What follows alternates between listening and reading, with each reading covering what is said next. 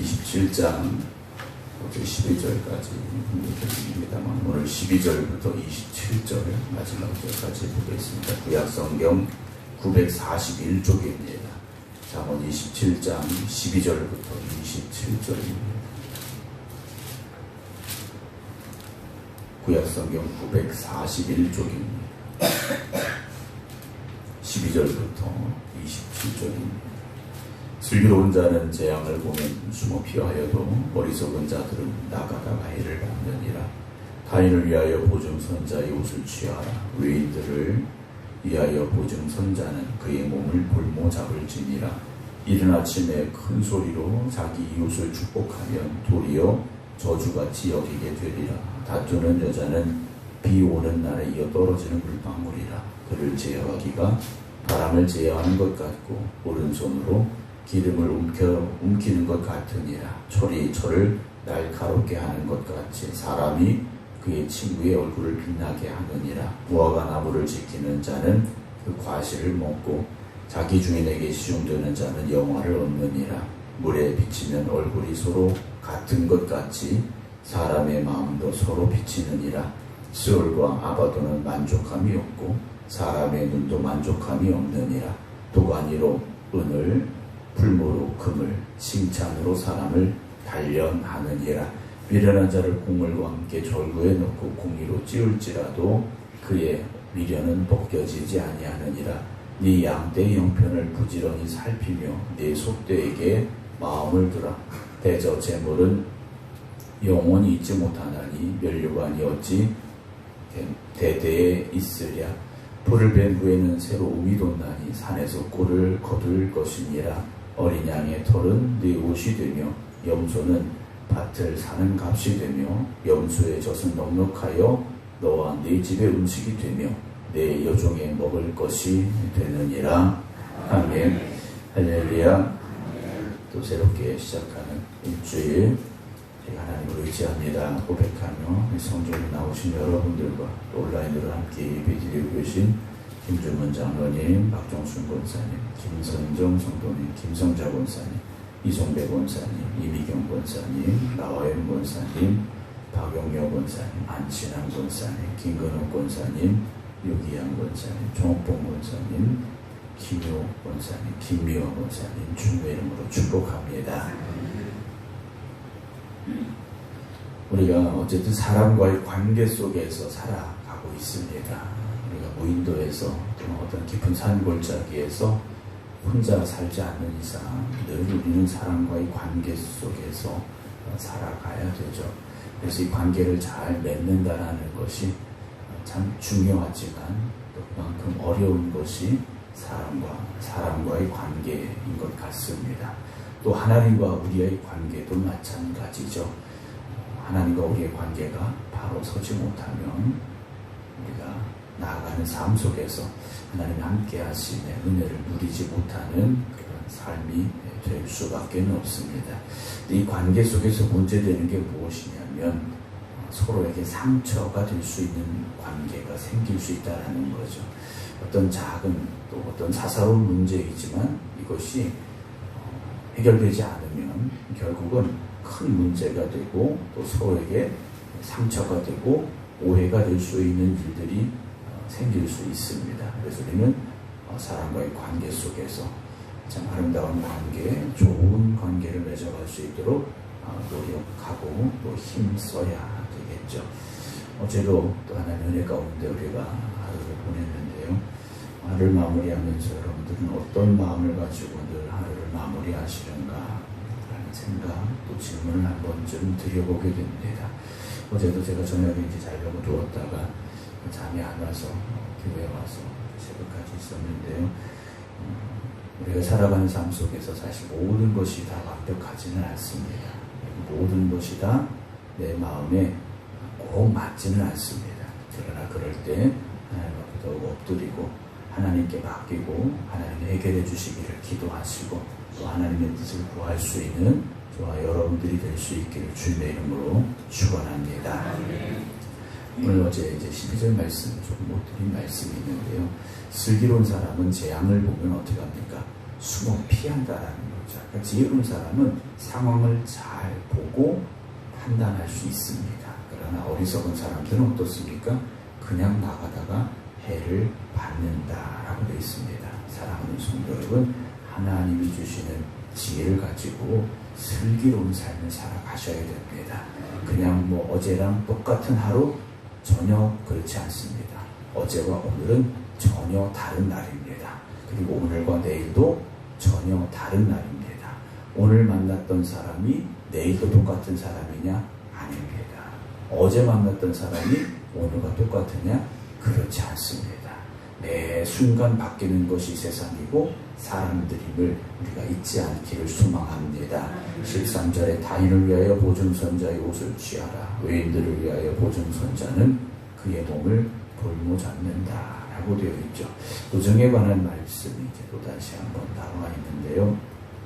남의 보증을 서게 되면 자기 옷을 잡힐 수밖에 없고, 또 모르는 사람의 보증을 선 사람은 자기의 몸을 잡혀야 되는 일들이 있다라고, 또 보증 서는 것에 대해서 참 조심스러운 일임을 우리에게 말씀해 주고 있고요. 14절 보면 우리가 좀 조심스럽게 봐야 될 말씀이 하나 나와 있습니다. 이른 아침에 큰 소리로 자기 이웃을 축복하면 도리어 저주같이 여기게 된다라는 말씀이 있습니다. 우리가 밤새 안녕하십니까? 라는 말이 있습니다. 그런데 우리가 아침에 사람을 만났을 때 큰 소리로 자기 이웃을 축복하는 것, 이것이 도리어 저주같이 여기게 된다라는 것인데, 지난밤에 무슨 일이 있었는지, 어제 그 사람에게 무슨 일이 있었는지 사실 우리는 알 수가 없습니다. 물론 축복하는 것 자체가 나쁜 건 아닌데, 나는 기분이 좋으니까 저 사람도 당연히 기분이 좋을 것이다 라는 그런 섣부른 판단은 하지 말자라는 거죠. 우리가 안색을 살핀다라는 말이지 않습니까? 우리가 또 아침에 또는 또 오랜만에 그 사람을 만났을 때 그 사람의 지금까지 일들을 우리가 다 알 수 없다면 그 사람의 안색을 먼저 살피고 또 분위기를 살피는 것도 중요하다라는 거죠. 나는 오늘 정말 기쁨이 충만하고 또 은혜가 충만해서 그 사람을 축복했는데 그 사람 사실 힘들고 어려운 일들을 만난 상황일 수도 있다라는 거죠. 그래서 항상 우리가 어떻습니까? 다른 사람을 좀 배려해주고 이해하려고 하는 그런 마음을 가지고 사람들을 대할 수 있어야 됩니다. 15절입니다. 다투는 여자는 비 오는 날에 이어 떨어지는 물방울이라. 지난번에도 말씀을 드렸던 적이 있는데요. 다투기를 좋아하는 여자는 비 오는 날에 지붕에서 끊임없이 비가 새는 것 같다.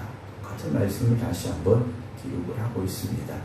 여자분뿐만 아니라 남자도 마찬가지입니다. 우리는 다투기를 좋아하는 사람이 아니라 합력하기를 원할 수 있고 또 힘쓸 수 있는 사람들이 되어져야 됩니다. 다툼이라는 것은 결국 의견이 맞지 않기 때문에 생겨나는 거죠. 의견이 똑같은데 다투면 이건 정신이 이상한 사람입니다. 보통의 사람이라면 의견이 같을 때는 다툼이 생길 수가 없습니다. 의견이 다를 때, 생각이 다를 때 다툼이 일어나기가 쉽지 않습니까? 그런데 이것은 결코 좋은 것이 아니라는 거죠. 때로는 그 사람의 생각이 좋지 않을 수 있습니다. 그럴 때 무조건 내 생각이 옳으니까 밀어붙이는 것이 아니라 조금 기다려줄 수도 있어야 되고, 조금 더 내 생각이 잘못되는 것은 아닐까라는 생각도 할 수 있어야 되고, 그래서 합력하여 선을 이루어가는 아름다운 과정들이 우리의 가정마다 또 우리 교회 또 여러분들이 속한 그곳에 있기를 주님의 이름으로 축원합니다. 그를 제어하기가 바람을 제어하는 것 같고 오른손으로 기름을 움키는 것 같기 때문이다 라는 거죠. 그렇게 다투기를 좋아하는 사람은 바람을 다스리려고 하는 것 같고 손으로 기름을 가득 움켜 잡으려고 하는 것 같다? 힘들다라는 거죠. 바람을 손으로 다스릴 수 있습니까? 이건 임의로 불로 그냥 가는 거지 않습니까? 또 기름을 손에 가득 움켜 잡으려고 한다? 이것도 힘들다라는 거죠. 그렇기 때문에 내가 먼저 낮춰야 될 땐 낮출 수 있어야 되고 이해하려고 노력하는 과정도 분명히 필요하다라는 것이죠. 왜냐하면 다툼이 한번 일어나면 이걸 풀기가 쉽지 않기 때문이라는 겁니다. 다툼이 한번 일어나면 그 마음을 풀어주는 게, 그 일을 풀어가는 게 쉽지 않죠. 그래서 다툼이 일어나기 전에 우리가 주의하는 것, 조심하는 것, 것이 필요합니다. 17절 철이 철을 날카롭게 하는 것 같이 사람이 그의 친구의 얼굴을 빛나게 한다 그랬습니다. 철을 서로 부딪히고 비비면 날카로워지지 않습니까? 칼이 무뎌지면 쇠에다가 비비지 않습니까? 거친 쇠에게 비비면 이 칼이 다시 날카로워집니다. 사람도 마찬가지라는 거죠. 친구가 나의 얼굴을 빛나게 할 수 있다. 이 말은 뭐냐면 친한 사이일수록 때로는 충고도 할 수 있어야 되고 친구가 하는 충고를 잘 받아들일 수 있어야 됩니다. 그럴 때 서로가 빛이 날 수 있다는 거죠. 왜냐하면 가까운 사이일수록 사실 민감한 얘기는 하기가 어려울 수도 있습니다. 그런데 정말 그 사람에게 필요한 일이라면 우리가 충고하되 기도하고 충고하시기 바랍니다. 하나님 앞에 기도하시고 하나님 내가 이런 말들을 해야 될 것 같은데 하나님 그렇게 마음을 좀 넉넉한 마음이 되게 하시고 온유한 마음이 되게 하시고 이 말을 받아들일 수 있는 마음이 되게 해주시옵소서 하고 기도하고 우리가 말할 수 있다면 서로가 서로에게 유익한 그런 관계가 될 수 있고 서로를 더 빛나게 해줄 수 있는 그런 사이가 되리라 생각을 합니다. 특별히 우리 믿음의 형제 자매들 우리 교회 안에 있는 우리 성도 여러분들이 그런 관계가 되었으면 좋겠습니다. 누군가 나에게 충고할 때 그걸 기분 나쁘게 받을 필요 없습니다. 그 사람이 나를 생각하기 때문에 그런 말을 해주는 거지 않습니까? 근데 일단 나한테 기분 좋지 않은 소리라면 마음이 상하는 건 누구나 비슷하겠죠. 그러나 그때 내가 아직도 마음이 좀 성숙하지 못했구나 라는 생각을 하고 저 사람이 나를 얼마나 생각하면 이런 말까지 해줄까라는 마음을 가질 수 있다면 우리의 믿음의 모습이 우리 어떤 삶의 모습이 어떤 관계 속에 모든 것들이 더 빛나고 좋아지리라 믿습니다. 18절입니다. 무화과 나무를 지키는 자는 그 과실을 먹고 자기 주인에게 시중 두는 자는 영화를 얻는다 그랬습니다. 무화과 나무를 지키는 자라고 되어 있는데 잘 돌보는 사람입니다. 무화과 나무도 똑같은 열매가 맺는 건 아니죠. 물론 무화과 나무 열매라는 똑같은 열매를 맺지만 우리로 말하면 다 등급이 다르다라는 거죠. 최상품이 나올 수도 있고 이건 그냥 어쩔 수 없이 먹을 수밖에 없는 열매가 맺힐 수도 있다라는 거죠. 우리 김병국 장님 이제 또 수강농사 시작하셔야 되는데 얼마만큼 돌보느냐에 따라서 더 좋은 열매를 맺을 수 있는 거지 않습니까? 우리가 자기 주인에게 시중드는 자, 다른 사람과의 관계도 마찬가지입니다. 그 관계를 잘 지켜가려고 그 관계를 잘 유지하려고 우리가 노력할 때 나에게도 영광이 되고 나에게도 유익이 된다는 거죠. 그래서 다른 사람들을 대할 때 또는 어떤 우리가 직장에서 나보다 좀 위에 있는 사람들 때로는 나보다 좀 낮은 사람, 직급이 낮은 사람이라 할지라도 사람과의 관계 속에서 내가 정말 그를 높여주고 존중해주고 좋은 관계를 맺기 위해 노력하면 결국 나에게 좋은 것이 돌아올 수밖에 없습니다. 19절 물에 비치면 얼굴이 서로 같은 것 같이 사람의 마음도 서로 비친다 그랬습니다. 얼굴을 우리가 물에 비치면 그 당시 거울이 별로 없으니까요. 요즘은 이제 거울이지 않습니까? 거울에 내 얼굴을 비치면 내 얼굴이 그대로 드러나게 되어 있습니다. 마찬가지로 내 마음도 물에 비친 듯이 다른 사람에게 그대로 보여진다라는 거죠. 그래서 우리가 내 마음은 안 그런데 겉으로만 그럴듯하게 하는 마음이 아니라 정말 우리의 마음도 온유해지고 다른 사람들에게 하는 말도 온유하고 우리의 마음이 사랑이 가득하고 다른 사람들을 대할 때도 사랑이 가득할 수 있다면 정말 우리는요 어느 누구에게든지 부끄럽지 않은 사람이 될 수 있고요. 저 사람 겉과 속이 달라 이런 말 절대 들을 수가 없다라는 거죠. 그 사람은 진실한 사람이야. 그 사람은 생각과 말과 행동이 똑같은 사람이야. 그 사람은 처음과 나중에 똑같은 사람이야. 우리가 그런 삶을 살아가야 됩니다. 20절에 스올과 아바돈은 만족함이 없고 사람의 눈도 만족함이 없다 그랬습니다. 스올과 아바돈이라고 되어 있는데 스올은 죽은 사람들이 가는 지하 세계라고 그들은 생각을 하고요. 아바돈 역시 죽음이나 또는 음부 이런 의미를 가지고 있습니다. 근데 지옥이라는 것은요 아무리 많은 사람이 들어가도요 꽉 차는 법이 없다라는 말씀입니다. 천국도 마찬가지겠습니다만 마찬가지로 사람의 눈이요 만족을 모른다라는 거죠. 만족함이 없다라는 겁니다. 여러분, 우리가 아무리 좋은 걸 받았습니다. 근데 그것도요 하루 이틀 지나면 어떻습니까? 또 다른 걸 찾게 되고 더 좋은 걸 찾게 되고, 사람이 편하라면 한없이 편하고 싶어지는 게 우리의 마음이고요. 어떤 것에 대한 욕심이 생기면 채워도 부족함이 있는 게 우리의 마음이다라는 것. 그래서 우리는요 때로는 만족함이 있어야 됩니다. 그것으로 인해서 감사함이 있어야 됩니다. 물론 어떤 기준을 가지고 볼 때 부족함이 있을 수 있겠죠. 그런데 만족함이 없으면 감사도 할 수 없습니다. 범사에 감사라는 말씀은요, 여러분 지금 나의 상황에 만족함이 없으면 감사할 수가 없다는 거죠. 오늘의 삶에 만족하고 하나님의 뜻을 구하고 감사함으로 나아간다면 하나님께서 더 크고 좋은 것으로, 더 놀라운 것으로 예비하시고 허락하여 주심을 믿으시기 바랍니다. 21절 도가니로 오늘 풀무로 금을 칭찬으로 사람을 단련한다 라고 되어 있습니다. 우리가 칭찬으로 사람을 단련한다라는 말이 나오는데, 이 말이 뭐냐면요, 그 사람을 한번 칭찬해 보라는 겁니다. 그러면 그 사람이 숨겨진 모습들을요 우리가 볼 수 있습니다.